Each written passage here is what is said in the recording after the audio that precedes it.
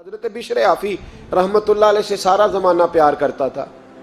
Baghdad کا ایک تاجر کہتا ہے مجھے نہیں بابا اچھا لگتا تھا۔ ہمارا اپنا اپنا ذہن ہے نا، ہم کہتے ہیں میں نے جدھر ساری دنیا جا رہی ہے وہاں نہیں جانا، کہتے ہیں کہ وہ بابا مجھے نہیں اچھا لگتا تھا، حالانکہ سارا بغداد عزت کرتا۔ کیوں نہیں اچھا لگتا تھا؟ کہتے ہیں اس لیے کہ بابا نہ صرف فرض مسجد میں پڑھتا تھا، باقی نماز گھر جا کے۔ تو میں کہتا تھا اتنا ولی ہے تو باقی بھی مسجد میں پڑھے۔ کہتے ایک دن میں نے کہا جسوسی کرنی ہے اس کی، جو کہ اسلام میں منع ہے۔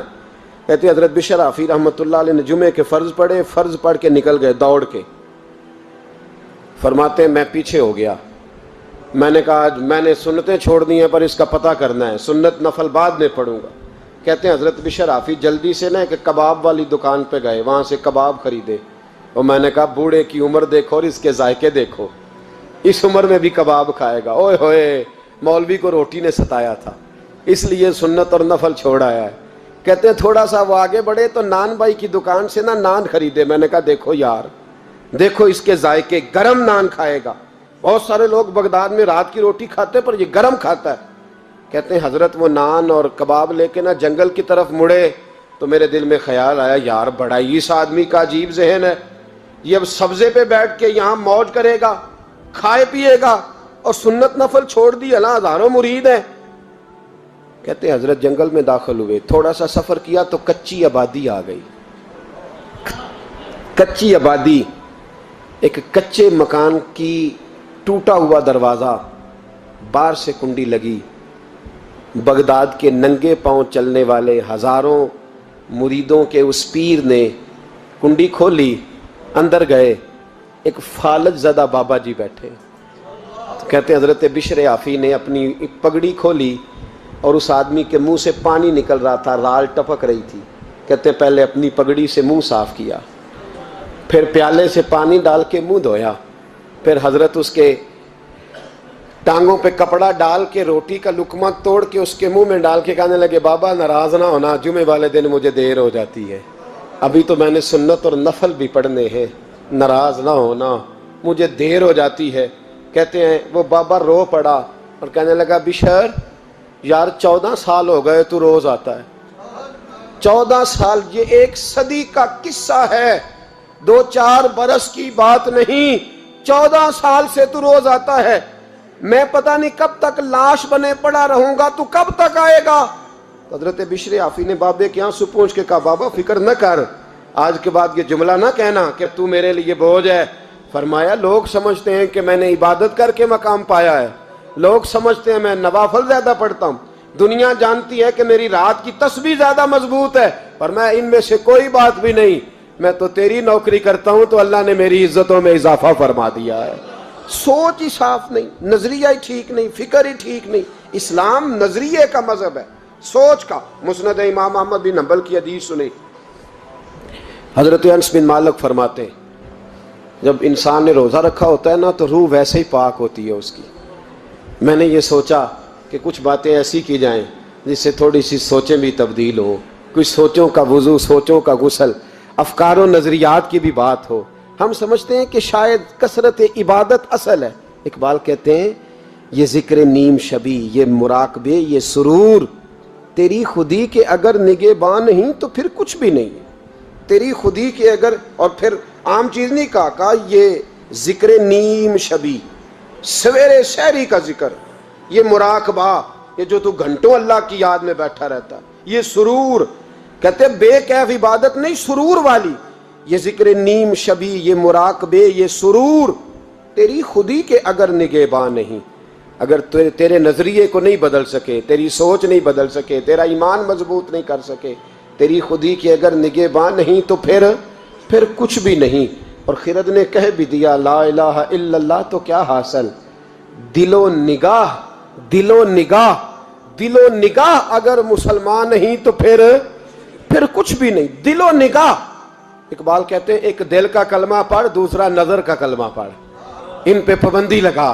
دل و نگاہ اگر مسلمان نہیں تو پھر تو کچھ بھی نہیں، کچھ بھی نہیں۔ حضرت انس بن مالک کہتے ہیں میں حضور کے پاس بیٹھا تھا، حضرت عبداللہ ابن عمر بھی بیٹھے تھے، کوئی بات ہو رہی تھی، ایک حجرے میں بیٹھے تھے، دروازے پہ دستک ہوئی۔ مسند امام احمد میں حدیث ہے نبی پاک علیہ السلام نے فرمایا انس دروازہ کھولو، دروازے پہ وہ بندہ ہے جس کو اللہ بغیر حساب کتاب جنت عطا فرمائے گا، وہ بندہ ہے دروازے پہ۔ حضرت انس بن مالک کہتے ہیں میں نے دروازہ کھولا تو بندہ دیکھا، غریب سا ایک انصاری صحابی، اور بندہ بڑا سادہ، وضو تازہ کر کے آیا ہے تو پانی کے قطرے داڑھی سے بہہ رہے ہیں، اور چمڑے کے جوتے اس نے لپیٹ کے تو بغل میں چھپائے ہوئے، آ کے اتحیات کی حالت میں بیٹھا، حضور سے دو چار باتیں کی، چلا گیا۔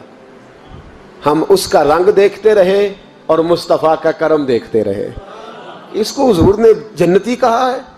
کہتے ہیں اگلے دن اسی ٹائم اسی وقت ہم حضور کے پاس بیٹھے تھے، پھر دروازے پہ دستک ہوئی، حضور نے فرمایا دروازہ کھولو، دروازے پہ وہ بندہ ہے جسے اللہ بغیر حساب کتاب جنت عطا فرمائے گا، بغیر حساب۔ کہتے ہیں دروازہ کھولا، اور جیسے ہی میری نظر پڑی، بندہ بھی وہی ہے جو کل آیا تھا، اور انداز بھی وہی ہے جو کل تھا، اسی طرح پانی کے قطرے، اسی طرح جوتے بغل میں، السلام علیکم، کل حضور فلاں بات کی تفصیل پوچھنی مجھ سے رہ گئی تھی، غلطی ہوگی، دوبارہ آیا ہو۔ اس نے اپنی گفتگو کی، چند جملوں میں بات سمیٹی، چلا گیا۔ فرماتے ہیں اتفاق کی بات کہ دن تیسرا، بندے بھی ہم دونوں، میں اور عبداللہ ابن عمر۔ حضرت انس بن مالک کہتے ہیں دونوں بیٹھے تھے، سیم ٹائم سیم ڈے۔ پھر دستک ہوئی، حضور نے فرمایا دروازہ کھولو، اور مسکرا کے فرمایا دروازے پہ وہ بندہ ہے جسے اللہ بغیر حساب کتاب جنت عطا فرمائے گا۔ کہتے ہیں کھل اٹھے ہمارے چہرے، باہر گئے، دستک ہوئی تھی، دروازہ کھولا۔ فرماتے مجھے یقین تھا وہی ہوگا جو 2 دن پہلے آیا تھا، اور میرے یقین کے مطابق ہی کام ہوا، وہی بندہ تھا جو کل بھی تھا، جو پرسوں بھی تھا، حالت اور کیفیت اور انداز بھی وہی تھا۔ پانی کے قطرے بہہ رہے ہیں، اور اس شخص نے جوتے بغل میں دبائے ہوئے خدمت میں حاضر ہوا، بیٹھ گیا، بات چیت کی، چلا گیا۔ حضرت انس بن مالک کہتے ہیں تھوڑی دیر ہوئی تو حضور بھی تشریف لے گئے۔ حضرت عبداللہ ابن عمر مجھے کہنے لگے یار ویسے کتنے اس کے نصیب ہیں، کتنے نصیب ہیں، کوئی آیا لے کے چلا گیا، کوئی آیا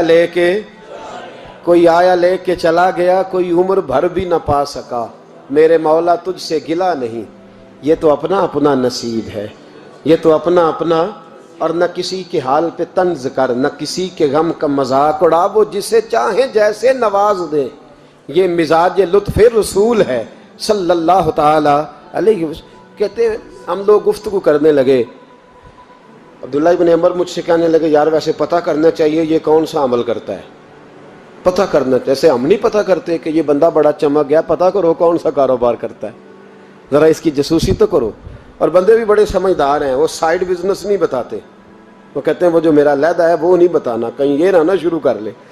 حالانکہ انسان کے پاس جو خوبی، جو اللہ نے اسے دولت دینی ہوتی ہے، وہ اپنا اپنا نصیب ہوتا ہے، وہ گھر میں بیٹھے بھی اللہ عطا کر دیتا۔ وہ کہتے ہیں کہ پتہ کرو کیا عمل کرتا ہے، تو حضرت عبداللہ ابن عمر کہتے ہیں میں اس کے پیچھے ہو گیا، اس سے سلام لی، تو میں نے کہا مجھے 2-3 دن کے لیے مہمان بنا لو گے، مان نہ مان میں تیرا مہمان، 2-3 دن کے لیے مہمان بنا لو گے؟ تو کہتے ہیں مجھ سے کہنے لگا کوئی گھر میں جھگڑا ہو گیا، کیونکہ پڑوس میں تو تمہارا، قریب ہی تو تمہارا گھر ہے، میرے مہمان بننے کو جھگڑا ہے؟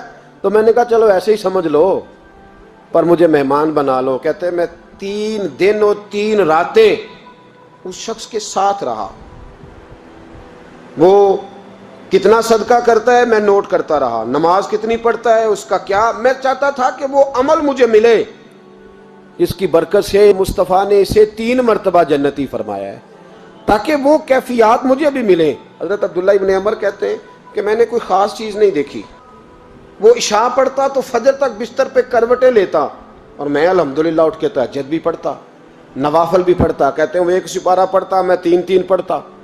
فرماتے اس نے 3 دنوں میں کھجور بھی صدقہ نہیں دی، کہ کھجور بھی، اور میں نے بڑے بڑے غریبوں کی مدد کی۔ میں کہنے لگا کہ عمل تو میرا زیادہ ہے اس سے، پھر خوبی کیا ہے؟ خاص توجہ کرنا، اسلام اور دین کا جو فکری اساس، جو فکری اساس ہمیں صحابہ نے دی۔ حضرت عبداللہ ابن عمر کہتے ہیں میں نے تیسرے دن اسے کہا بھائی اللہ تیرا بھلا کرے، تو نے بڑی خدمت کی، میں نے جانا ہے میرا کوئی جھگڑا نہیں ہوا تھا، میں تو بس تیرا عمل دیکھنے آیا تھا کہ تو عمل کیا کرتا ہے۔ تو وہ صحابی کہتے ہیں مجھے کہنے لگے یار تو میرا عمل دیکھنے آیا تھا، مجھے بتا تو صحیح کیا نے، اور کیوں دیکھنے آیا میرا عمل، تجھے کیا ضرورت پڑی میری جاسوسی کی؟ تو کہتے ہیں مجھ سے جب اس نے سوال کیا تو میں نے اس کو کہا بھائی تو 3 دن آیا نا ہم بیٹھے ہوئے تھے؟ کہا ہاں میں آتا رہا ہوں۔ کہا 3 دن نبی پاک نے فرمایا اللہ تجھے بغیر حساب کتاب جنت عطا فرمائے گا۔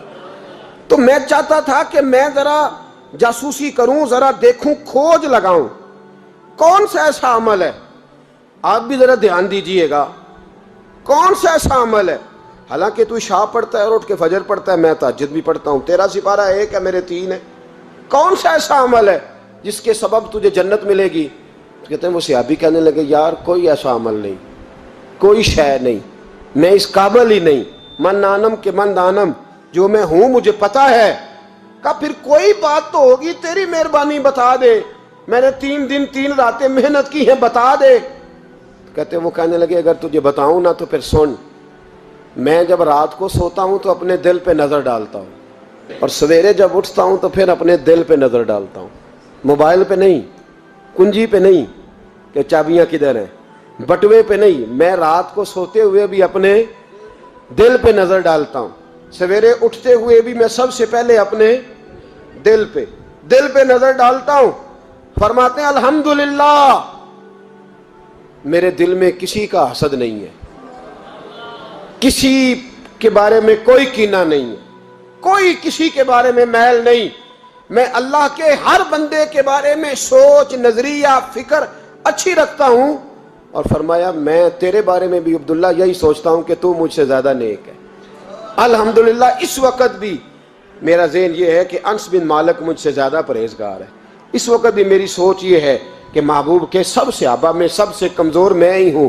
نابد عبداللہ ابن عمر کہتے ہیں میں نے اس کا ہاتھ چوما، میں نے کہا سمجھ آ گئی ہے، تیرا نظریہ، تیری سوچ پکی اور سچی مسلمان ہے، تو دل اور روح کا مسلمان ہے، تو نظر اور روح کا مسلمان ہے۔ یہ سبب ہے کہ اللہ کے رسول نے زمین پر چلتے ہوئے بھی تجھے 3 دفعہ جنت کی بشارت عطا فرما دی۔